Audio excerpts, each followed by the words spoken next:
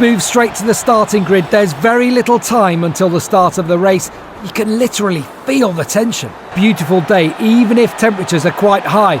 Riders will have to deal with a fair bit of tyre wear. Many have been forced to choose a hard compound on both the front and rear.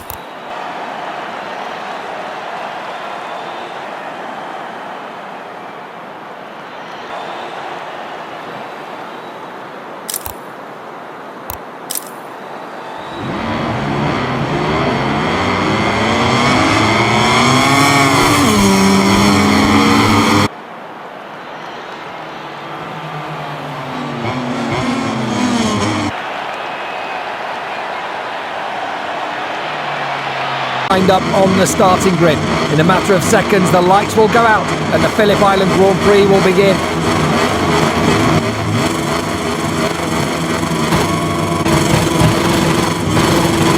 Full throttle, it's lights out, and we are racing in MotoGP. It's a really good start of the Fashion KTM by Brad Binder. Look at Jorge Martin from the back of the second row in 6th place. A sensational barnstorming start from the world champion leader. He gets the whole shot. Martin leads. He's being aggressive on this first lap. Watching him further back, he's up at least 2 or 3 places. He's ahead of his teammate, he's ahead of Jack Miller, and he's ahead of Marco Bezzecchi. How good is that upgraded Ducati launch device? How good is Jorge Martin off the line? Well, we just saw there a perfect illustration. One of the best starts you'll see in MotoGP. He launched away like a rocket, didn't he? Jorge Martin then leads, being hotly pursued by Maveric Vinales. Fabio Quartararo there in 3rd place. Aleix Espargaro again has missed the start. The factory of Pretty Man back in 5th. Pecco Bagnaia is up 3 places. He's up into 9th place. Aleix Espargaro's first lap is getting worse as he goes wide. Bagnaia might gain another 2 places there on the inside of Marquez and Espargaro. Around the outside, they're now through the 3rd gear, turn 11 as Aleix Espargaro, champion Bagnaia. Marquez gets squeezed out of the marbles. Well, it's been a real bad first lap for the Repsol man, who's got at least further weight in the sprint yesterday. Bastianini runs wide. It is absolute carnage on this first lap here. It's Jorge Martin that leads, and 3/10 clear of Maveric Vinales. Quartararo on the inside, Bagnaia now looking to go through. That's been the best Marini gets created, yeah. Change of direction, that's going to hurt him all the way down to turn number 10. Luca Marini's on the racing line. Quartararo on the inside, Bagnaia now looking to go. Marini then will not get the chance to serve his long lap penalty. On the inside then comes Binder. I think Binder there was worried about running into the back of Quartararo. On the outside with nothing he could do, the luckless Luca Marini. All the credit to Martin for his start to take the lead, but this has been a world champion's first couple of laps from Pecco Bagnaia, who is staring at the podium positions up ahead of him, with Fabio Quartararo running in 3rd place as Martin sets the fastest lap of the race. Vinales is going with him, Quartararo at the moment is not.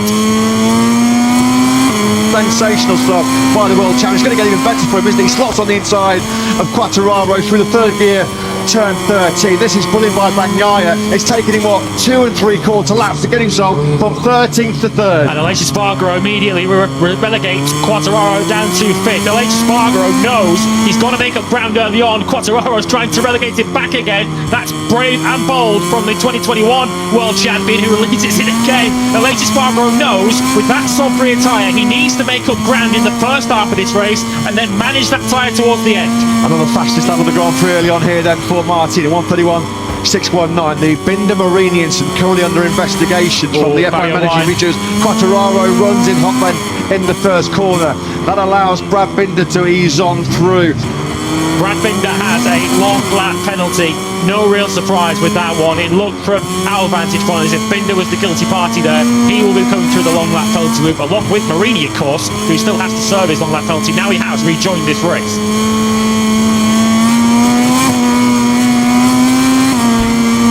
Luca Marini then, he pulls in, he has completed the long lap, and I guess after the crash as well, there's obviously no chance he was going to score points. And let's take another look at the start and watch Martin left of picture from that second row. Just gets it beautifully hooked up as the lights go out. He's already now alongside Binder. Espargaro hits reverse as he did yesterday, and even before he hits the brakes for turn 1, Martin is clear in the lead.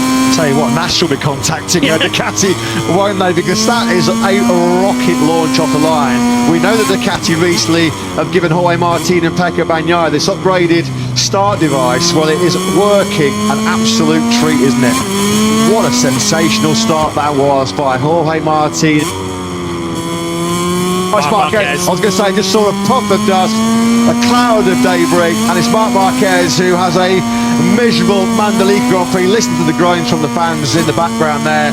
It's an unlucky turn 13 for Marquez. Didn't even complete a lap in yesterday's T-Show sprint, and he's bailed off on lap 8 here in Indonesia today. No points for Marc Marquez.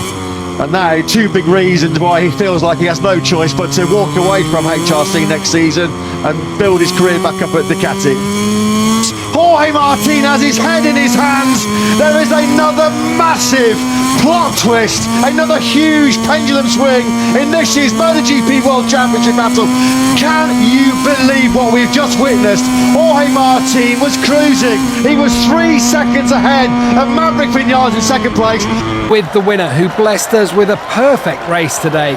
In addition to the victory, this young man scored some very important points for the world standings.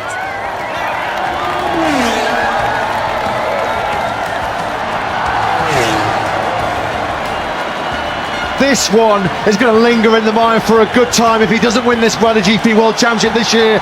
He had it in his hands. He was building a commanding advantage in the World Championship, and he dumps it at turn 11, 3 seconds clear.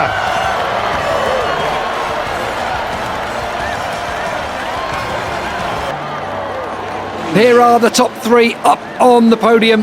These riders put in a great performance today. It's been a real pleasure to watch them do battle.